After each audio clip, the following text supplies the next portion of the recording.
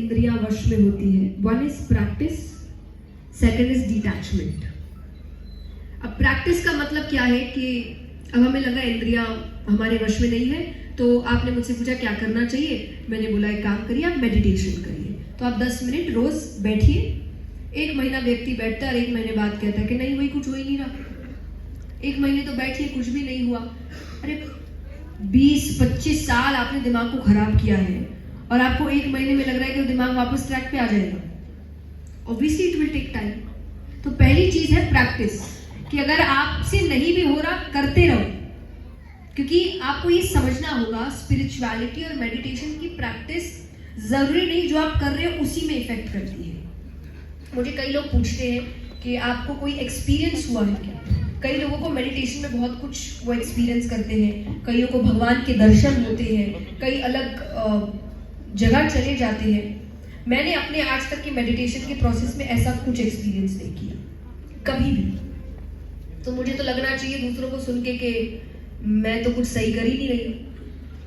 पर ये दूसरी और इफेक्ट कर रहा था मेरे डिसीजन मेकिंग में, मेरे कामनेस में, मेरे डिटैचमेंट में, मेरे अपनी इंद्रियों को वश में करने में, अपने जीव को वश में करने में, अपनी बोली को वश में करने में। और फिर मुझे समझ आया कि हर किसी का स्पिरिचुअल प्रैक्टिस एक ही जगह इफेक्ट नहीं करता। तो आपको समझना होगा कि वो 10-15 मिनट्स आप बैठ रहे हैं और आपको लग रहा है कि नहीं नहीं मेरा तो मन अभी भी भटक रहा है, लेकिन कई और जगह आपको असर हो रहा है पर आप उसमें ध्यान नहीं दे रहे और आपको लग रहा है नहीं वो तो दूसरी चीजें हैं, मेरे को तो यहाँ असर होना चाहिए ना, ये 10 मिनट मेरा मन नहीं भटकना चाहिए। नहीं, आपको ये एक लाइफ टाइम जर्नी बनानी पड़ेगी कि मुझे मेडिटेट करना है, मुझे अपने आप के साथ समय बिताना है, अपने थॉट्स के साथ समय बिताना है। इसी को बोलते हैं प्रैक्टिस। मन लगे चाहे ना लगे, क्योंकि जो अच्छे काम होते हैं उसमें 90% आपका मन नहीं लगता। देखिए बुराई बहुत आसान है, अच्छाई में बहुत मेहनत लगती है। यहाँ जितने लोग बैठे हैं, आपके अपने बच्चों को आपको दिन में 100 बार बोलना पड़ता होगा बेटा पढ़ लो पढ़ लो पढ़ लो पढ़ लो, लेकिन आपको बच्चे को एक बार भी नहीं बोलना पड़ता बेटा रील्स देख लो देख लो देख लो, क्योंकि वो खुद ही देख रहा है, जबकि उसको पता है कि वो देखना उसकी लाइफ में कोई हेल्पफुल नहीं है। पर उसको उसके लिए कोई मोटिवेशन चाहिए। बताइए, आपने मुझे यहाँ पर विमेन एम्पावरमेंट के लिए बुलाया है, आपने इसलिए तो नहीं बुलाया कि यूट्यूब कैसे देखे, इंटरनेट पे समय कैसे बिताए। क्यों ऐसे कोई सेशन नहीं हो रहे? क्योंकि ये सब आसान है, ये कोई भी कर सकता है। अच्छा बनने में मेहनत लगती है, तो आपको मोटिवेशन अच्छा बनने के लिए चाहिए, करेक्ट? तो आपको क्यों चाहिए मोटिवेशन? क्योंकि जब अच्छाई करते हो तो हर वक्त मन नहीं लगता, पर मन लगे ना लगे आपको पता ये है कि ये जरूरी है, और जो जरूरी है वो करना। जैसे आपके पेरेंट्स हैं, यहाँ कई बच्चे भी बैठे हैं, आप जब अपनी लाइफ में बहुत एंजॉय कर रहे हैं, आपको पता है आपके पेरेंट्स को कई बार ऐसा लगता है कि आज मुझे काम पे नहीं जाना, आज मेरी तबीयत अच्छी नहीं है, आज मेरा मूड अच्छा नहीं है, और उनको पता है जाना पड़ेगा क्योंकि वो जरूरी है। आपका करियर, आपके काम, आपकी मोरालिटी, आपकी एथिक्स, ये चीजें मन से नहीं होती कि मेरा आज मन नहीं है। फॉर एग्जाम्पल आप बोल देंगे आज दयालु होने का मेरा मन नहीं है, आप ये नहीं कर सकते।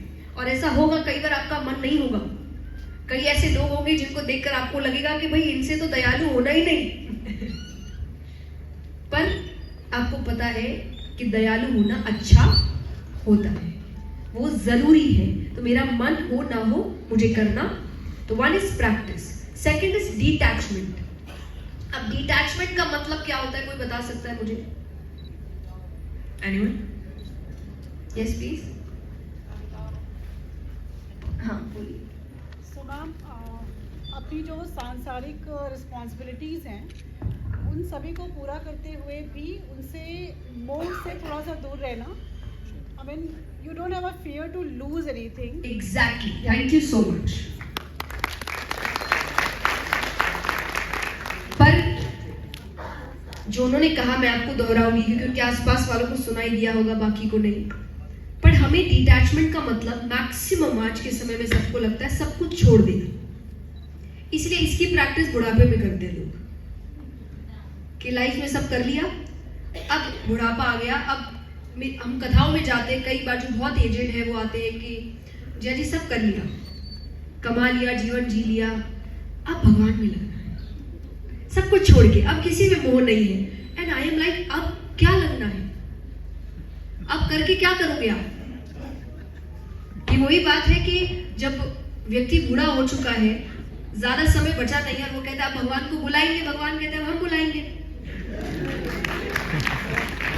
तुम्हारा बुलाने का टाइम गया, हमारा बुलाने का टाइम है अभी। तो जब आप स्क्रिप्चर्स पढ़ने की बात करते हैं, स्क्रिप्चर्स क्यों पढ़ाए जाते हैं? कि जीवन जीना कैसे है। कब सीख रहे हैं आप? जब जीवन ही खत्म हो गया।